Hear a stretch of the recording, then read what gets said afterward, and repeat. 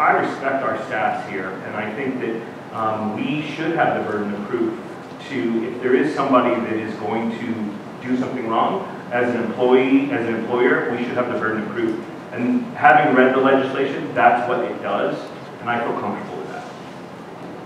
I could say something too. I would also state they're using the term tenure, and they're not offering tenure per se. And I would hope that before anybody voted on these tonight, that they also took the opportunity to do the research and read the actual legislation, not just what was provided to us, and perhaps even reading, the other side of the story in addition, and fully educating yourself. They're using the term tenure, but that is not, in fact, it's not tenure as everybody thinks of tenure. Yeah, I mean, it says in here tenure-like, which I think everyone, you talk about tenure and it's, whoa, like we don't want to do that. And I get it, I understand the emotions behind it, but the reality is that legislation doesn't provide tenure.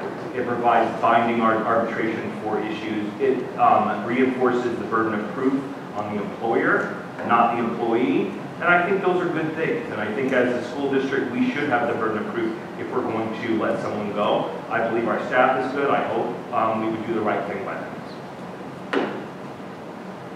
Any other comments or questions? I'm not sure when you say to save the taxpayers money. I don't know why, I don't know all the reasons why people would choose to do this. I think sometimes decisions about tenures and non-tenures, sometimes that's made because they think, oh, well, we want to be able to get rid of someone. I don't know what the reasonings was. I don't think that either of these resolutions would save the taxpayers any money. It would not be my opinion that these would do any of that. That was my question, because you said one of the reasons you wouldn't vote for it is to save the taxpayers. I think I probably was speaking more in terms of what I thought the argument for these were, and I don't mean to say that at all. My argument for it is I feel like the employees of this district and other districts deserve the right for binding arbitration. On the second resolution, though, you are curtailing school districts right to subcontract out if it is financially beneficial. Only in the cases that it would affect an employee that's in a bargaining agreement. And I think that if we are in a bargaining agreement with somebody, we shouldn't be subcontracting and eliminating someone's job. But I guess it's easy to say that in Oradell because our budget is strong and we're okay. But there have been several districts in New Jersey that have not been able to make it.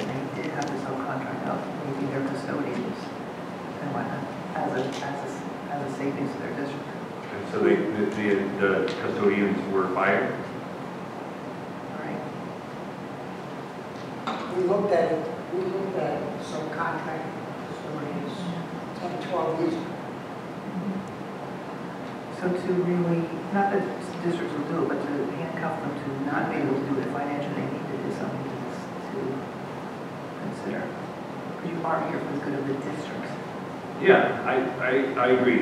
It's not just the employees that we're here for, but as a board member here, I want to make a very strong statement to all of our staff that I support their rights on this. And I think that benefits our students. I think it benefits our town. So I won't be voting for this. Any other questions? Well, we're going to move it under A, so we have some presentations before them, but any other questions now? All right, Thank you. I have a couple of things to share with you this evening, beginning with a very brief discussion of the school performance report for 2017-2018 that was in your packets. That is this document. And I wanted to let you know, I'm going to go over it just very briefly tonight. It's a rather weighty document. There's a lot to it. I would have preferred to be able to actually send it to you a week ago, but it has been under embargo, and we were prohibited from sharing it up until last night. When the state released it then they sent out the word that we were now allowed to make our presentations. And the timing was a little bit off for us because it happened to be the day before our board meeting. But since it's already hit the papers, I didn't want to delay it either. So I'm going to go over what I think are some important highlights tonight. I'll give you the opportunity to read it and study it, all of the detail over the next couple of weeks. And then if you would like to resume having a further conversation in the future, we can do that.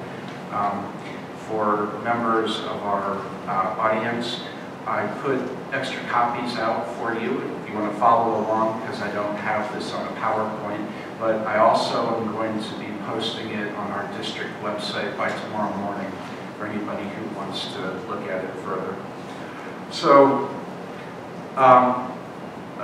in order to work our way through this fairly quickly, I wanted to just start by asking you to turn to what's labeled page 3, where the state is providing information about our district demographics. And there are a couple of interesting things here, but one of the highlights, because it'll be relevant when I have gone through a little more of this. If you look in the center where it's talking about enrollment trends by student groups, and a number of our disaggregated subgroups are listed. One of the trends that I personally found fairly interesting was the fact that our English language learner population has been steadily increasing. And I had pointed that out to the board a year ago when we looked at last year's report. And I thought it was interesting that that trend is continuing. And it's relevant for a couple of reasons. One is that all of the data that is included in the performance report is utilized by the state of New Jersey for accountability measures under the ESSA federal regulations for school funding. And so when we get near the end of this, I'll be showing you some of the summary calculations, and one of the things that the state uses to calculate our accountability measures is based on our ELL population. And that is also relevant to us as a district because this past year, the state has increased our obligation to providing services to ELL students. And so, you know, there are a number of reasons why that's a number that's important for us to watch. Now, if you would go over to the next page, they are showing you a category that's called student growth percentage. And for those of you who don't know, student growth is a measure of how students are learning, which is based upon their English language, arts, and literacy scores on what was formerly called the PARCC exam, as well as their scores on the math component.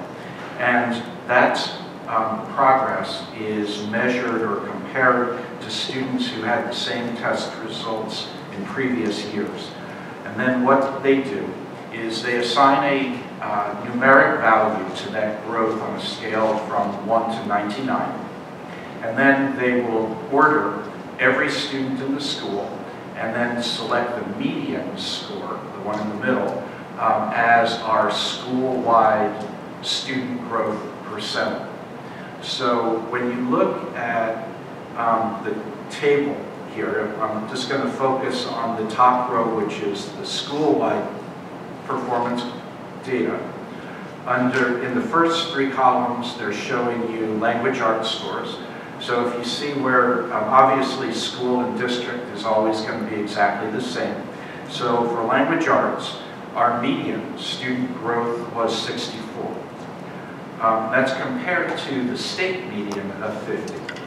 And then you see that they give us that we have exceeded the standard, and what that means is that they determined what the standard would be by looking at the state median.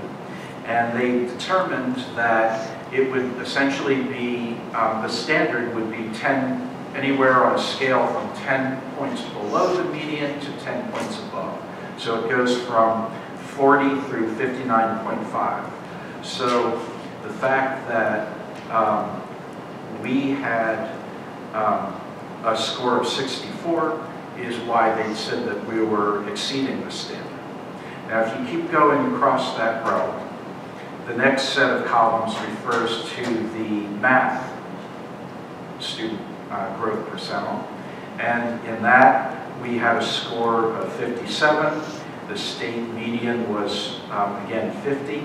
And so for that one, since we fell within that range, they're saying that we met the standard. Then if you would just turn over 2 pages to page 6. Now we're looking at performance on the PARCC assessment. And now we're talking about a different category of scores where, if you remember from former discussions about the PARCC assessment, we talked about the fact that there are 5 performance levels. And the top 2 are either a 4, which is that students met their expectation, or the highest is level 5, which means that they've exceeded. So what the state does is they combine those to say how many, what was the percentage of students who fell within those 2 categories of performance levels. So again, I'm just going to focus tonight on school-wide performance. So that's the top row. They're saying that in language arts, we had a 81% of our students who either met or exceeded expectations in language arts. Now, if you go across that row, the last 3 columns are, oh, and I'm sorry, I forgot to compare that against the state percentage, which was 56.7. So what is done under ESSA is that the state has to set a goal for all students in the state of New Jersey, and that goal is set for the year 2030. In the year 2030, more than 80% of all students in New Jersey have to fall into those top categories. So that's why they're saying that the end goal is 81% or higher. And then they set annual targets. So for the year 17-18, the annual target percentage for the state was 74. And since, as I said, we had a score of 81, then we met the goal because we were above not only the target, but we were actually at the score that was the end goal. And then if you just go down that last column, you can see that in all of the subgroups that are listed here, that we met the language arts target in every single one of our disaggregated groups as well. So now, if you flip over a couple pages to page 12, that is the same type of table for math. So the school-wide score was 70.6 versus the state percentage of 45. The proficiency rate was, here the annual target was 71.9. So we were within what's called a confidence interval. So they're saying essentially we met the target because we were within the confidence interval between 70.6 and 71.9. The confidence interval produces a 2% margin.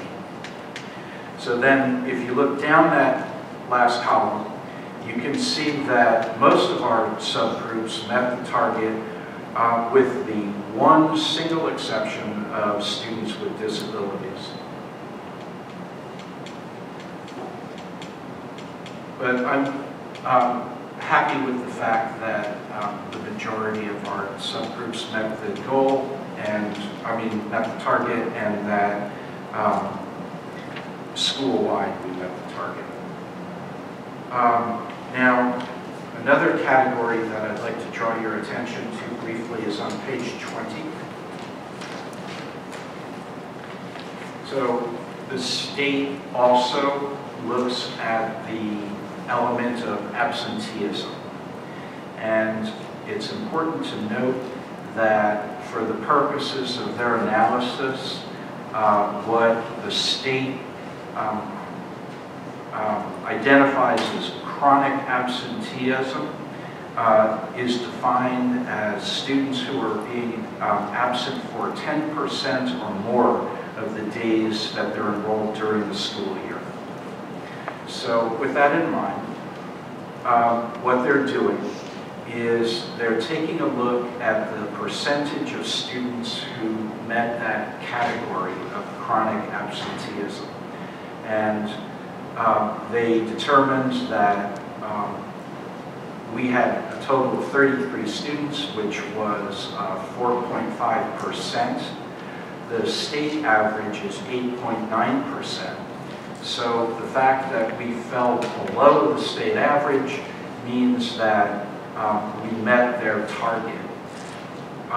The thing that concerns me is that when you look down that last column, you can see that we did have some groups, including that category of English language learners that I had mentioned to you before, that did not meet the target goal.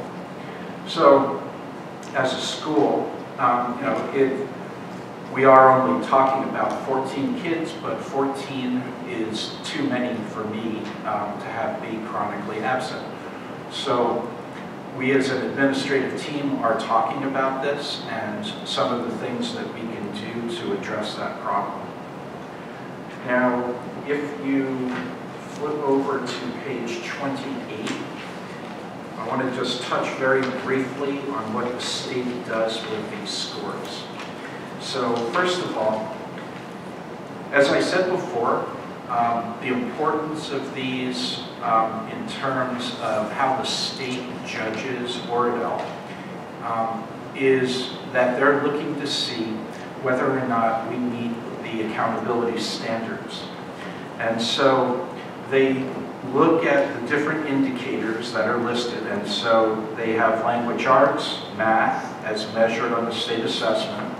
They have language arts growth and math growth, which we talked about a few minutes ago. They have progress towards ELL proficiency, chronic absenteeism. So we're assigned a score based on our percentile rankings, and then those are weighted. And then our score is multiplied against the weight, and so we're then given a summative score. And you can see that our summative score was 88.16. Now then, what the state does next is they rank all summative scores across every school district in the state of New Jersey, and then they determine our percentile ranking. So our percentile ranking is quite good at 96.86. That means that we performed better than 96.85% of the school districts in the entire state. So I was pretty happy about that. I think that's good. But then, we have, as I mentioned a minute ago, we're always looking at what are we doing with this information. So if you go over to page 29, they have broken down our scores, and they are showing us visually the same things that I pointed out to you a few minutes ago about where our students either met or did not meet their targets. And so the items in red are the ones that I highlighted for you previously. Those are areas of growth that we're working on as a team to address, and places where we see that we can improve. Obviously, we can improve in all areas, and In a minute, we're going to be talking about our district academic goals. So Ms. Bozios is actually going to be speaking directly to what can we do to improve our students academically.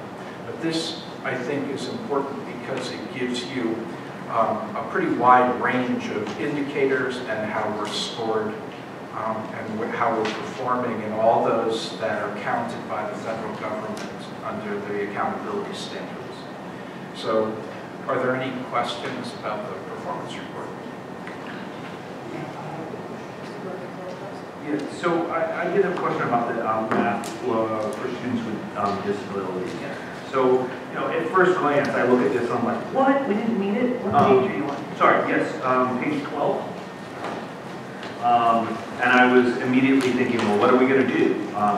But I wonder if you could speak a little bit to what might be going on if the targets may be wrong. The reason I'm saying that, and I don't know if this is true, the state percent of testers that met or exceeded was only 17. Right? We outperformed that significantly, which in some senses, you know, I look at this not met and I'm like, oh, that's bad. Right. But we are doing much better than the rest of the state. I don't know if you have an opinion on that. Yeah, there's the very likely possibility that there could have been an error in how they entered our data. So we are going to reach out to the Department of Ed to show them that. I had seen that also. And I will ask them to explain how that could happen. Okay. So, and then when I get an answer from them, I'll let you know. There have been, I mean, the fact that they extended the embargo for several days, and the fact that I got numerous messages from districts all around Bergen County who were questioning different aspects of these scores, is leading me to think that it's possible there are errors in it, but the only thing I can do is I can submit inquiry and ask them to look at it, and then they'll tell us what they're going to tell us. Okay. I'll let you know what answer I get. Thank you. Mr. Walsh? My question is page 20. And we were talking about the Hispanic students and the English learners. Who did not meet the target goal, right? Right, okay, so the Hispanic students 9.7, is that percentage of the school? In the school? That was the percentage of students who were chronically absent. So, Percentage of students, okay. right. And the English learners is 11.1%. Correct. So that's 20.8%. Yes. Are you saying that 20.8% is only 14 students? You mentioned 14. I don't think that's correct what we're saying. No. You can't take the 9 and the 11 ends. I think it's 9% of that group and 11% of that group. Right. Yes. It's not of the total population. Right. So that's correct. So 9.7 is of a total of 6 students, right? So 6 is 9.7 of something else. I can't do the math. Of all the days of the So the first column has 6 students and the Who met that, who fell into that category of having missed 10%. Correct. Okay. I'm sorry if I didn't explain that one. Okay. My sister knows. Any other questions? You have any questions? I do. Mr. Ansel, I can't find this page where it talks about participation rate in testing. I know that our numbers are very high. Yeah. I mean, they're in the high 90s. So when you were discussing on page, what page is that? 6, right? Okay, so yeah, so 97%, yeah, 422 students. So, oh, I'm sorry, 422 valid scores. Right. Okay, So my question to you is, as you ask the state on page 12, getting back to Mr. Griffin's comment about where we did not meet expectations with 17.1% of the students, I'd like to know how our participation rate compares to, I'm sorry, that's the state number, ours was 32. I'd like, Yeah, ours is 36.1. okay, so yeah, I see the difference between the proficiency rate for federal accountability versus the district-wide number. Either way, I was wondering if our participation rate is the same as the other school districts. When you start to ask questions about our number being low, is it because we have all students taking the exam? And if other schools are higher, I'd like to know what their participation rate is. Okay, that's an interesting question. Well, you know, one thing to note, Mr. Derrick, is it doesn't seem like ours is low compared to the rest of the state. So based on this data that's sitting here now, again, if there's an error in the report, there's an error in the report. But the state average is 17.1. We're significantly higher than the state average. We just are not hitting that target. And so my question was not about an error. My question was the target wrong? Because, you know, the target's at 42.3. I have no indication that there's wrong data here, but, you know, in essence, it says we didn't meet. Immediately, I think there's a problem, but the reality is we're doing much, much better than the rest of the state based on this information. Right. And that's certainly a good question. I would like to know that too. But you never want to be even close to the state average. If we're ever near the state average, then we're in bad shape. The state average is we've never been close to the state average. And we're 96% above. But I think what John is saying is that, you know, Bergen County in general is much higher than the state on average. And every time we see scores like this, we always ask for the same thing. What are similar schools, what their scores are, you know, J and F schools, right? I schools. Because that's more applicable than comparing us to the state average. But we will have a chance to talk about this again once we get a chance to look at it.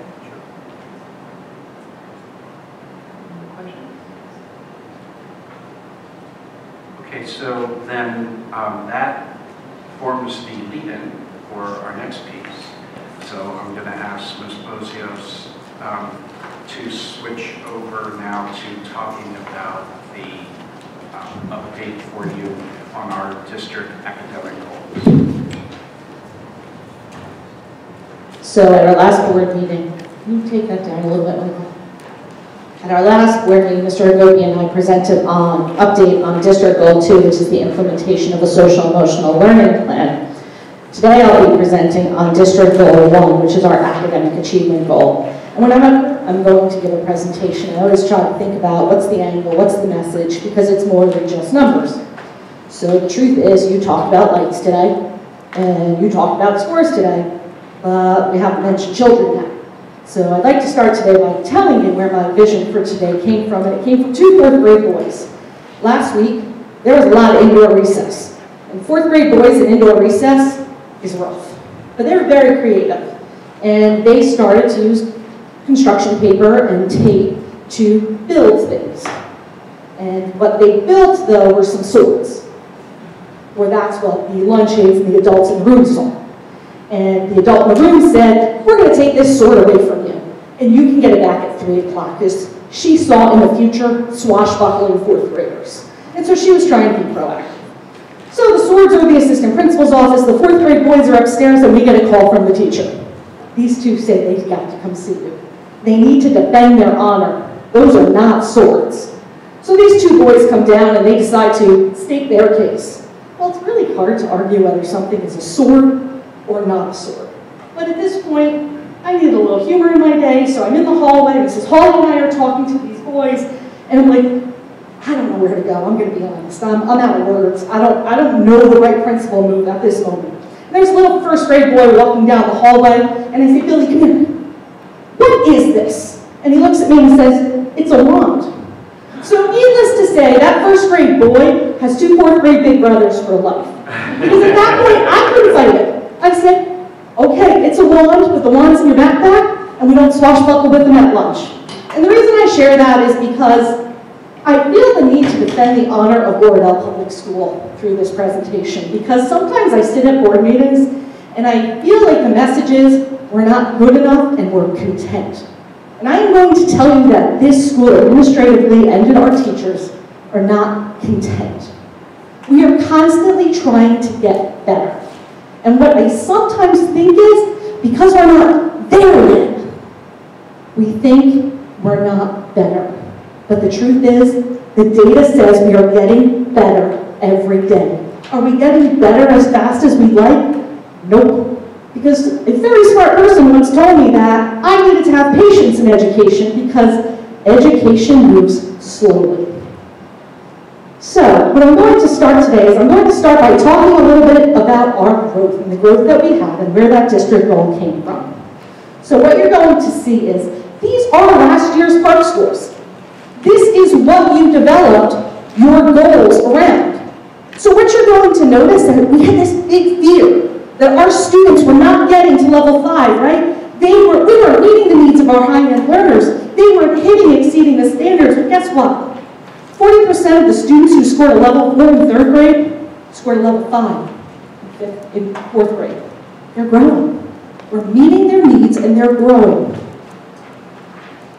So then we say, okay, you know what, it's not just those high-end, we need to make sure we're meeting the needs of our bubble students, our students that are just there. They're in that thing the state calls approaching that we don't know, is that passing, is that failing? It's just stuck in the middle. Well, look at that. 86% of our 5th graders who scored a 3 in 4th grade scored a 4 in 5th grade. They're growing. Now, I'm really proud of that. And I'm really proud of that because the truth is, I feel the charge I was given as principal when I was hired was Megan raise language arts scores. And we've done that. Now, the truth is, when I was hiring an assistant principal, I specifically looked at somebody with a math background because I agree with you. We need to now do what we did in language arts in math because we are making some progress, but it is not at the rate of our language arts learners. So you'll notice that in moving from a level 4 to a level 5, we do have growth, but it's not like we had in language arts. And the same thing is true.